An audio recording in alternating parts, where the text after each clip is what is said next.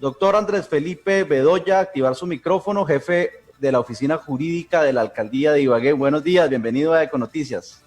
Muy buenos días para la mesa de trabajo y para todos los oyentes. Bueno, doctor Bedoya, expliquemos por partes los cambios en el pico y cédula, en el pico y placa y en el toque de queda en Ibagué. Bueno, el día de 1 de junio, el señor alcalde expidió el decreto 10306, en el cual adoptó las medidas establecidas por el presidente de la República en el decreto 749 del 28 de mayo, especialmente cómo va a ser la regulación de las actividades económicas reaperturadas y la circulación restringida de los ciudadanos. Dentro del concepto de circulación restringida, en el artículo 8 del decreto local, se estableció un pico y cédula para la circulación de los ciudadanos habitantes de nuestra hermosa ciudad, en el entendido de que para poder adquirir bienes y servicios de los diferentes establecimientos, pues deberán circularse de acuerdo al último dígito de su cédula. Para ello, entonces, se amplió el horario. Recuerde que antes veníamos con un horario de 8 de la mañana a 6 de la tarde, con una suspensión al mediodía de 12 a 2 de la tarde. Ahora el horario de lunes a viernes para el pico y cédula es de 6 de la mañana a 9 de la noche, y este horario es un horario corrido, de acuerdo al artículo 8, no habrá suspensión al mediodía, y los sábados y los domingos el pico y cédula será de 6 de la mañana a 10 de la noche. Este es el nuevo horario, el cambio de horario en el pico y cédula, y solo un día del mes de junio. Escúcheme, doctor Bedoya, si a una persona le corresponde el pico y cédula un día como hoy, jueves, en la mañana o en la tarde, ¿ahora le va a tocar todo el jueves? Todo el jueves, pero hoy es miércoles. Perdón, miércoles, sí. Entonces, hoy miércoles le tocaría todo el día. Antes, si le tocaba en la mañana, por ejemplo, en la mañana les tocaba a 8 y 9, en la mañana 8 y 9, entonces le va a poder tocar todo el corrido del día, o sea, desde las 6 de la mañana hasta las 9 de la noche. Quienes terminen su dígito, por ejemplo, 8 y 9, podrá realizar cualquier compra de bienes y servicios durante las 6 de la mañana a las 9 de la mañana del día de hoy. Perfecto, bueno, ahora vamos con los cambios en pico y placa, porque se quitaron sábados, domingos y festivos, pero sigue entre semana. Pico y placa, de acuerdo al artículo 15 del decreto local, quedó como veníamos en el horario anterior, en el horario de los días, como veníamos antes de la emergencia, y es de lunes a viernes con los dígitos que ya estamos acostumbrados en la ciudad, y los sábados y domingos y festivos no habrá medida de pico y placa. El horario de pico y placa, dispone el artículo 15 del decreto local, comienza desde las 7 de la mañana hasta las 7 de la noche. Este horario sí no ha cambiado durante este periodo de aislamiento preventivo obligatorio.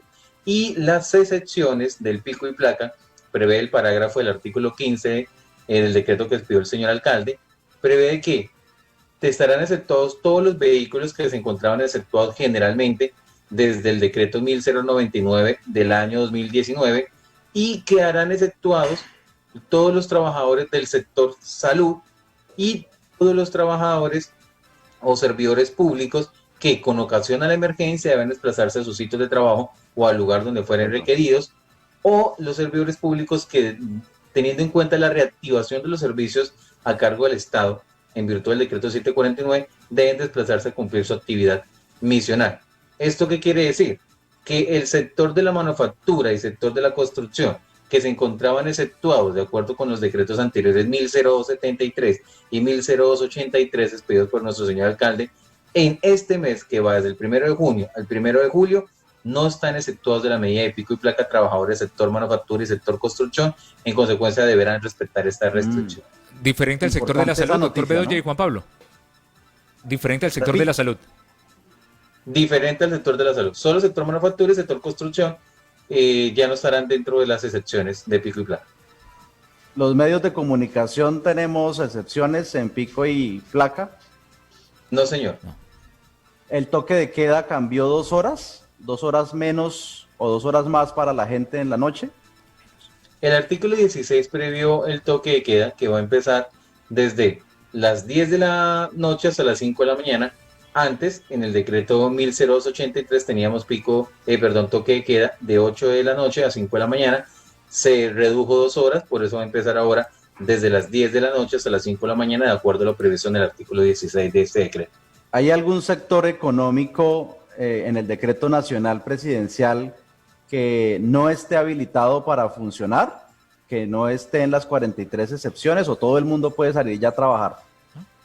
Bueno, las 43 excepciones previstas en el artículo 3 del decreto 749 fueron incorporadas taxativamente. Se hizo una revisión normativa en el artículo 4 de nuestro decreto local. Van a encontrar que dice: aplíquese las excepciones previstas en el artículo 3 del decreto 749. Es decir, se trajo las 43 excepciones, aplican en todo el territorio municipal, y estas están exceptuadas de la medida de restricción de circulación de personas. Y acá hay que hacer una claridad muy importante que está prevista tanto en el artículo 4 como en el artículo 8 del decreto que expidió el señor alcalde. Y es que quienes estén dentro de las medidas exceptuadas, o sea, dentro de las 43 causales, a ellos no se les aplica pico y cédula, porque ellos pueden circular para el ejercicio de su actividad económica. A los que se le aplica pico y cédula son a los que no se encuentran enlistados en esos 43 causales, y solamente podrán circular en la ciudad los días de pico y cédula y para la adquisición de bienes y servicios, ya sea en establecimientos de comercio por mayor al por menor o en centros comerciales. Pero pongamos ejemplos de personas que no están exceptuadas. Por ejemplo, ¿qué sectores podría ser? Porque los sectores que yo veo en las 43 excepciones están muy amplios. O sea, no me imagino cuál no está. ¿O será que esto es contra los desempleados? Bueno, ahí he manejado un concepto que realmente no es propio en virtud de esta nueva reglamentación, y es la palabra excepción, sino que se ha venido siempre entendiendo la excepción. El artículo 3 del decreto 749, como abrió tantas actividades económicas, permitió tantas actividades económicas, pues ya no estaba hablando de excepciones, sino de garantías en el ejercicio de la actividad económica. Y por eso estableció un diseño de protocolos de bioseguridad. Las personas que no pueden circular a las actividades económicas que no pudieran circular son aquellas previstas en el artículo 5 del decreto 749, que son las actividades no permitidas. Por ejemplo, los dueños del gimnasio, los entrenadores físicos de los gimnasios, por ejemplo, los dueños de billares, por ejemplo, los spa, por ejemplo, los saunas. Todas estas personas que están dentro de esta actividad económica no pueden circular en la ciudad porque su actividad económica no se encuentra habilitada por el decreto. Restaurantes, por ejemplo. Sector turismo. Sector turismo solamente en cuanto a lo que tiene que ver a los peajes de personas exceptuadas en el decreto 749. Entonces, todas esas actividades reducidas, todas las actividades que no pueden circular porque no están dentro de las excepciones, pues solamente podrán desplazarse en la ciudad para la adquisición de bienes y servicios en su pico y cédula. También le pongo un ejemplo. Las personas. Pero pueden salir a hacer ejercicio. Todos los que están entre 18 y 69 años pueden salir a hacer ejercicio así no estén exceptuados. De acuerdo. Esa es otra medida, pero esa es la medida de deporte. Estábamos hablando de las medidas de actividad económica y de reactivación, pero esa medida del deporte está prevista en el artículo 10 de nuestro decreto, que señala que al margen del pico y cédula, que eso estaba en los anteriores decretos, usted podrá salir 2 horas diarias para hacer actividad física. Y el horario, según el artículo 10 del decreto local, es de 6 de la mañana a 8 de la mañana o de 7 de la noche a 9 de la noche, y se conservan las restricciones de que la actividad física se deberá hacer alrededor de 1 kilómetro de su domicilio. Bueno, Julio, hay muchas cosas para entender, ¿no? Si ve como yo le cambié al tema al jefe de la oficina jurídica, pero es precisamente porque la gente tiene dudas de saber si puede o no salir, y porque supuestamente estamos en aislamiento preventivo obligatorio, según lo que dice en el papel, pero en la práctica, prácticamente, menos esos sectores que no están exceptuados, todo el mundo ya puede salir. Sí, Juan Pablo, yo digo una cosa, y es que uno, a partir del día lunes, la gente en su mayoría en Ibagué comenzó a salir. 2, hay poca policía en las calles. Este es un comentario, mandó una pregunta para el doctor Bedoya. Y 3, pues cómo la policía va a estar detrás de cada ciudadano. Usted cumple el pico y cédula, usted no cumple. Prácticamente eso volvió a la normalidad. Aquí debemos cuidarnos en general. Pero, doctor Andrés Bedoya, una de las determinaciones que hoy en día preocupa a los conductores, y hablábamos muy temprano de este tema, los haces del volante, los taxistas, a nivel de la Secretaría de Movilidad se tomó una determinación y darle apertura total a los taxistas en la ciudad de Ibagué a su trabajo. Por ahora, entonces, no hay pico y placa para servicio público, tanto taxis como también le incluyo el tema de busetas. Estas medidas las toma la Secretaría de Movilidad con base en la facultad que se le dio en el decreto 1306, pero voy a hacer una precisión importante en cuanto a que la Secretaría de Movilidad tomó una decisión para la circulación de vehículos. La Secretaría de Movilidad venía con un sistema de pico y placa para vehículos tipo taxi. Sin embargo, el decreto 768 que expidió el presidente de la República el 30 de mayo, el cual solo se dio a conocer en la página de Presidencia de la República el día 31 de mayo, o sea, este domingo 31 de mayo, ahora más o menos al mediodía, dispuso en el artículo segundo o primero, ahí se me escapa el número, la reactivación de todo el transporte individual tipo taxi. ¿Qué implica esto? Esta decisión de transporte expedida por el presidente en el marco de la emergencia, las autoridades locales deberán adoptar esta decisión, y en virtud de ello es que la Secretaría de Movilidad está adoptando o está proyectando una circular para regular estas medidas o estas restricciones de pico y placa o de restricción de circulación de los vehículos tipo taxi, pero debemos entender que no es una decisión que venga de la autoridad local, es una decisión que se deben tomar dentro del marco de estos decretos que expide el presidente de la República con las facultades constitucionales del artículo 215 constitucional. Entonces esa decisión está tomada por el presidente de la República y mal haría la autoridad territorial, que si bien es cierto la competencia del transporte es de la Secretaría de Movilidad, el presidente de la República, en virtud de esta situación, tiene la competencia general de orden público y puede tomar este tipo de decisiones, las cuales prevalecen prevalecen sobre la autoridad de tránsito local. Entonces, esta realmente es una aplicación del decreto 768. Sí, algo que ha generado polémica es el tema de la terminal de transporte. Siempre que se cambien de decretos, ¿qué va a pasar con la terminal? ¿Qué va a suceder con el transporte? En el artículo 3 se habla de la terminal de transportes. ¿Cómo debe funcionar? Bueno, las terminales de transporte deben funcionar de acuerdo a lo previsto por el decreto 482 del presidente de la República y de acuerdo a lo previsto, evidentemente, en nuestro decreto local. El presidente de la República desde el mes de marzo estableció que las terminales de transporte no deberían estar cerradas, sino que deberían tener una circulación restringida tanto en el cupo de las busetas, que es hasta el 35%, como las calidades de las personas que pueden circular a través de la terminal terrestre. Esta situación se encuentra prevista en el artículo 3 de nuestro decreto local, y las personas que pueden hacer uso de la terminal de transporte son aquellas que se encuentren dentro de las 43 causales del decreto del artículo 3 del decreto 749 y deban utilizar el transporte público intermunicipal para poder desarrollar esta actividad. ¿Y por qué se puede utilizar el transporte público para desarrollar esta actividad? Dado a que se activó una mayor cantidad de actividades económicas en virtud del artículo 3, este decreto que les acabo de comentar, el 768, abre o termina la suspensión del cobro de peajes.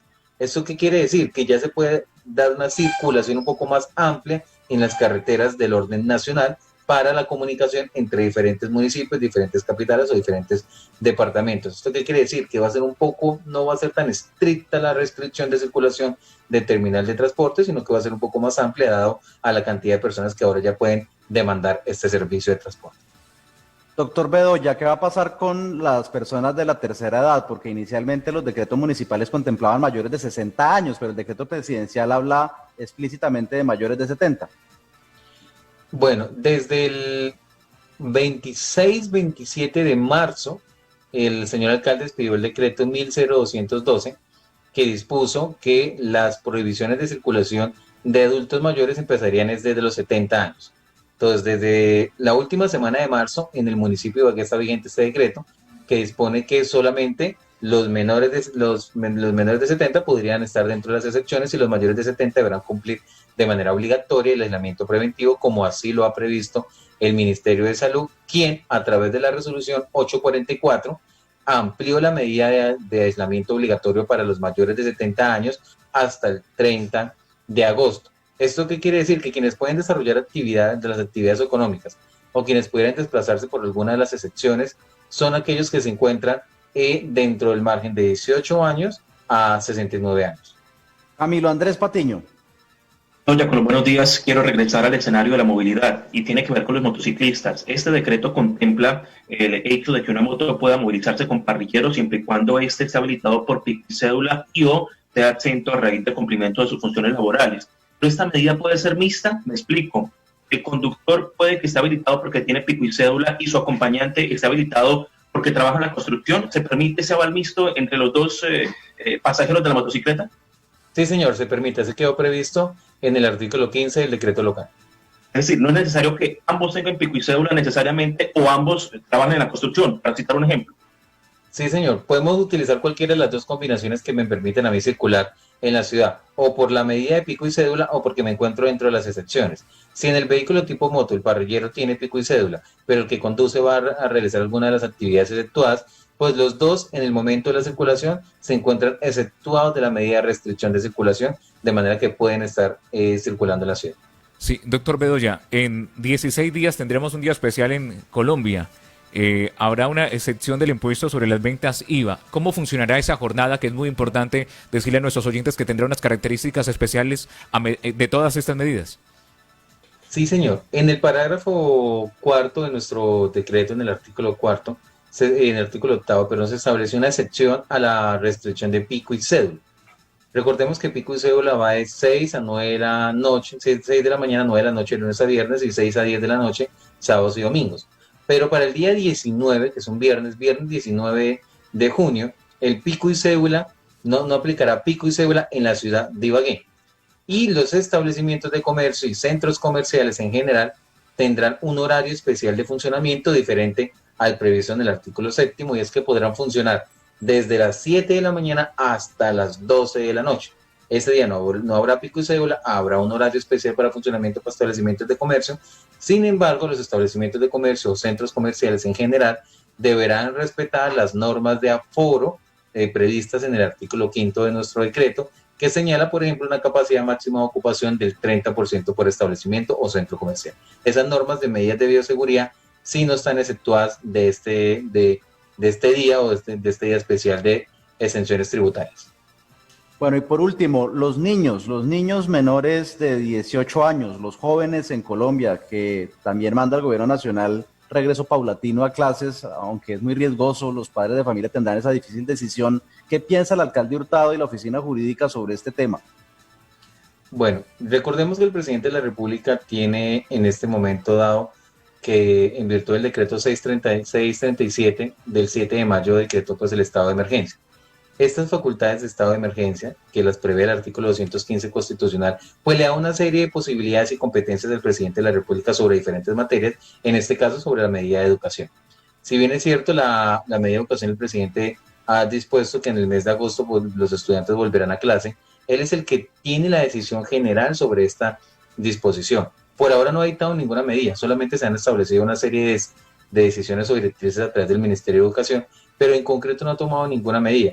En el caso en que el presidente de la República adopte el regreso a clase en todo el sistema educativo de preescolar básica o media, pues ¿esto qué implicará? Que las instituciones educativas de todo el país y las secretarías de educación de las diferentes entidades territoriales, sea gobernación o sea alcaldía, pues deberán adoptar esta decisión y deberán utilizar el sistema de regreso a clase y deberán obviamente exigirle tanto al cuerpo docente como al cuerpo académico el retorno a estas actividades. Yo tengo una confianza, y es que el Ministerio de Salud, el Ministerio de Educación, con el presidente de la República, pues toman decisiones articuladas y siempre están tomando decisiones que en lo posible desde el aspecto científico se puedan y desde el aspecto regulatorio, normativo también se puedan realizar. Entonces hay que tener cierta confianza por parte del presidente de la República que si el retorno a clases se va a dar, ojalá se dé con todas las medidas de bioseguridad que se está disponiendo desde el Ministerio de Educación y a las entidades territoriales. Si a mí como jefe jurídico me preguntan, pues la norma está dictada y dictada la norma, pues la entidad territorial deberá adoptarla, pero deberemos entonces establecer un sistema de aplicación de protocolos o de medidas generales de bioseguridad para garantizar, que es lo más importante que ha previsto el señor alcalde, es garantizar la salud de los niños, las niñas, los adolescentes y de la ciudadanía en general. Por eso aquí quiero hacer un pequeño paréntesis para que entendamos la dimensión que el señor alcalde no solamente está preocupado por reactivar la productividad económica local, sino que también está preocupado obviamente por respetar y salvaguardar la salud de los ibaguereños. En el artículo 2, después de que se establece la aplicación del aislamiento en la ciudad de Ibagué, se dispuso que las normas de autocuidado son normas de corresponsabilidad. ¿Esto qué implica? Tal como lo decía ahora Julio, tal como le decía, el Estado colombiano, la administración municipal, no es un Estado totalitario, no es un Estado paternalista que debe estar paso a paso dirigiendo las acciones de los ciudadanos por encima de la libertad de ejercicio que cada uno de nosotros tenemos. El Estado debe tomar una medida general y es la corresponsabilidad del ciudadano aplicar las normas de autocuidado, y estas normas de autocuidado que implican una responsabilidad individual está en cabeza del ciudadano. Es decir, que el ciudadano es el primero llamado por el Estado para cumplir las normas o medidas generales de bioseguridad, y lo mismo ocurrirá con el retorno a clase. Seremos nosotros como Estado, obviamente señalando la ruta general, pero el ciudadano, el padre de familia, deberá estar pendiente de la aplicación de los protocolos de bioseguridad. ¿Se prevén más decretos durante este mes en estos temas de aislamiento o, por ejemplo, en el tema de amnistía tributaria, aplicación del decreto presidencial también para los morosos y para las personas que tienen dificultades económicas? Sí, señor. Recordemos que, como lo he venido haciendo, estos decretos del presidente que expide en virtud del estado de emergencia son decretos de aplicación inmediata, son como si fueran leyes. Tienen un rango de leyes, pero son decretos ley. Y lo que pasa es que una vez se expide, pues son de obligatorio cumplimiento. Estos decretos, como el decreto 678, que estableció unas medidas tributarias beneficiosas para los morosos e incluso para aquellos no morosos, porque permitió que en la vigencia 2020 se pagara con un beneficio, son de aplicación inmediata, y lo que tiene que hacer entonces el contribuyente es exigir entonces a la administración. Esto es un derecho del contribuyente creado en virtud del decreto 678, y lo que tiene que hacer es ejercicio de este derecho, solicitarle a la administración tributaria municipal las respectivas exenciones o los respectivos descuentos para que cuando vaya a pagar su factura de los diferentes impuestos, pues salgan con cada uno de estos descuentos. Doctor Andrés Bedoya, jefe de la Oficina Jurídica de la Alcaldía de Ibagué, gracias por estar con nosotros y se sabe al derecho y al revés los decretos. Felicitaciones. Muchísimas gracias a ustedes y un saludo para todos los oyentes. No lo pudimos corchar, ¿no, Julio? Se lo sabe completico. ¿Ah? Sí, Juan Pablo, es un funcionario joven, pero que ha estado a la altura del cargo que es el dirigir una oficina jurídica al municipio. Hasta aquí el ping-pong político, ya volveremos.